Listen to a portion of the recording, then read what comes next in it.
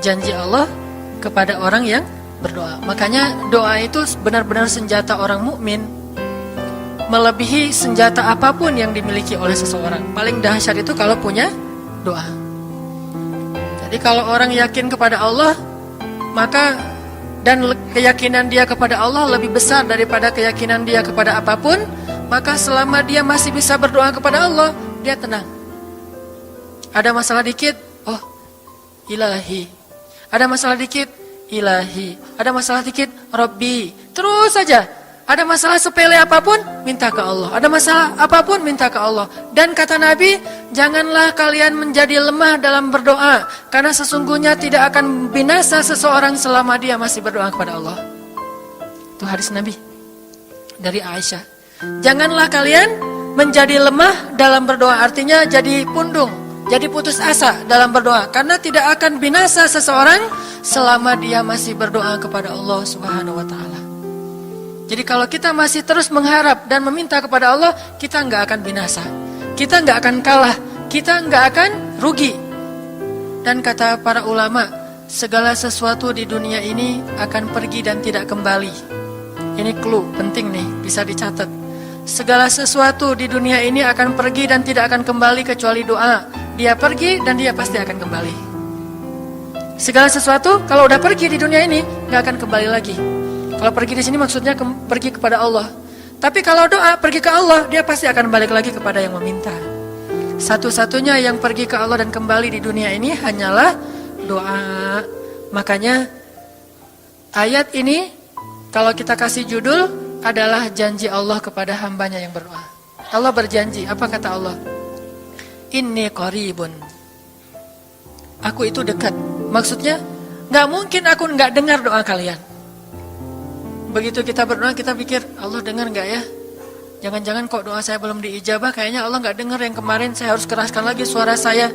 Enggak, inni qarib, arti inni qarib, aku itu dengar banget apa yang kamu ucapkan. Gak usah diucapkan, di dalam hati aja Allah udah dengar. Siapa yang pernah berdoa di dalam hati terus langsung Allah ijabah?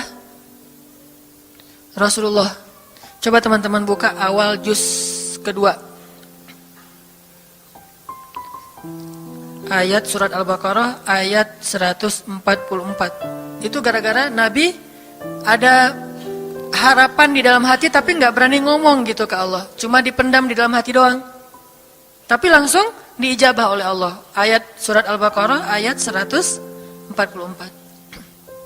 Allah berfirman, Qad nara taqalluba wajhika fis samaa فَلَنُوَلِّيَنَّكَ قِبْلَةً تَرْضَاهَا فَوَلِّ وَجْهَكَ شَطْرَ الْمَسْجِدِ الْحَرَامِ وَحَيْثُ مَا كُنْتُمْ فَوَلُّوا وُجُوهَكُمْ شَطْرَهُ وَإِنَّ الَّذِينَ أُوتُوا الْكِتَابَ لَيَعْلَمُونَ أَنَّهُ الْحَقُّ مِنْ رَبِّهِمْ وَمَا اللَّهُ بِغَافِلٍ عَمَّا يَعْمَلُونَ. Jadi ceritanya, orang Yahudi suka menghina kaum muslimin gara-gara orang Islam kalau sholat waktu itu masih menghadap ke Al-Aqsa, Palestina. Jadi kata orang Yahudi itu, lihat orang Islam mah fake, suka niru. Kita sholat menghadap Al-Aqsa, mereka sholat menghadap Al-Aqsa. Berarti agama mereka itu adalah agama yang meniru agama kita, nggak original. Sering diperolok-olok, setiap kaum muslimin sholat dihina sama mereka. Akhirnya Nabi ngerasa sedih. Wah, gimana ya caranya? Sehingga setiap sore Nabi berdiri di suatu bukit, kemudian lihat ke langit. Cuman nggak ngomong, gini aja ke langit.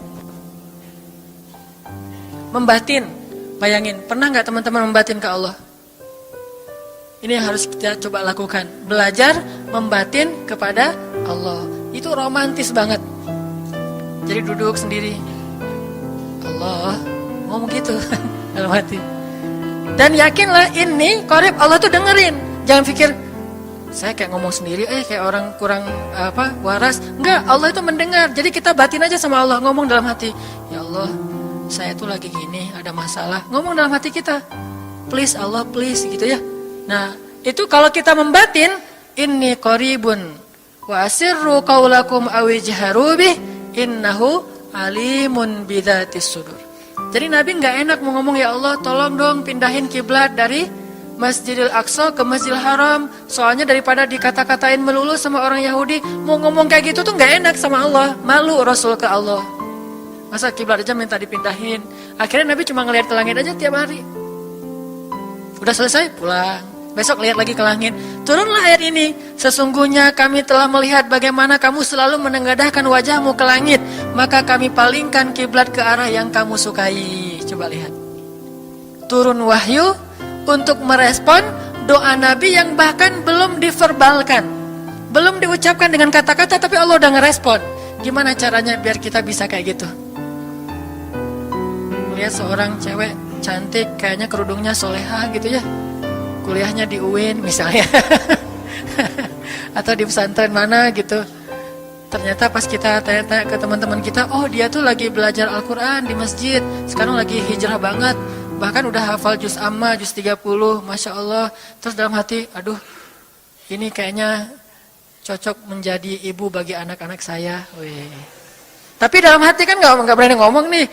Tiba-tiba dapat berita, dia masih jomblo juga loh, belum ada apa-apa, gak ada ikatan sama siapa-siapa. Oh gitu, membatin lagi, ya Allah bisa gak ya saya datang ke rumah dia. Tiba-tiba kita ngelewat, ketemu dia lagi benerin motor, lagi parkir motor depan rumah dia. Si Neng itu ternyata rumahnya di sini. Ternyata tetangga. Ada aja jalan tuh Allah mempertemukan. Allah tahu isi hati kita. Bisa nggak caranya sespontan itu? Gampang. Pengen sesuatu Allah kasih. Padahal kita belum minta.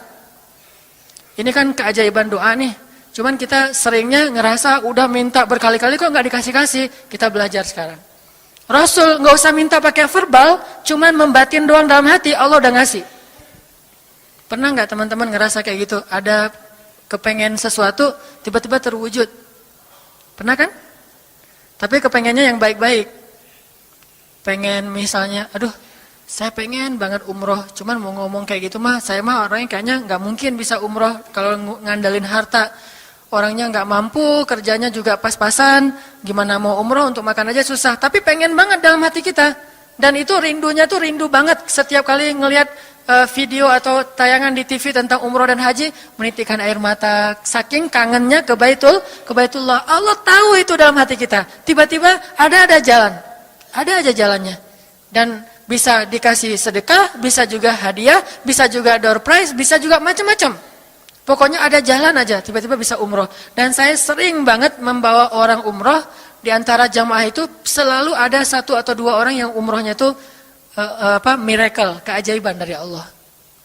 Ketika saya cari tahu alasannya apa, ternyata emang dia dari dulu pengen banget umroh. Cuman gak bisa ngandelin hartanya, Allah kasih jalan yang lain.